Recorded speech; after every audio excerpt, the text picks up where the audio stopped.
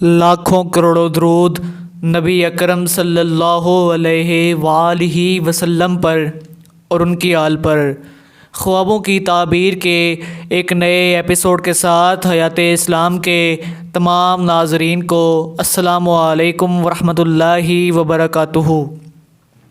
حضرت ابن سیرین رحمۃ اللہ علیہ نے فرمایا ہے کہ اگر کوئی شخص خواب میں دیکھے کہ کوئی اس سے صلح کرتا ہے تو دلیل ہے کہ اس کی عمر دراز ہوگی، اور اگر دیکھے کہ صلح میں کسی کو فساد دین کی دعوت دیتا ہے تو دلیل ہے کہ اس کو راہ دین اور صلاح و خیر کی دعوت دیتا ہے، اور اگر دیکھے کہ کسی کو غصہ کے ساتھ دین کی صلاح دیتا ہے تو دلیل ہے کہ اس کو فساد اور شر کی صلاح دیتا ہے۔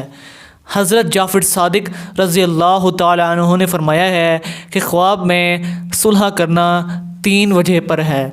ایک درازی عمر، دوم قوت کی دلیل ہے، اور سوم پسندیدہ اعتقاد اور عمدہ خصلت ہے۔ جزاک اللہ۔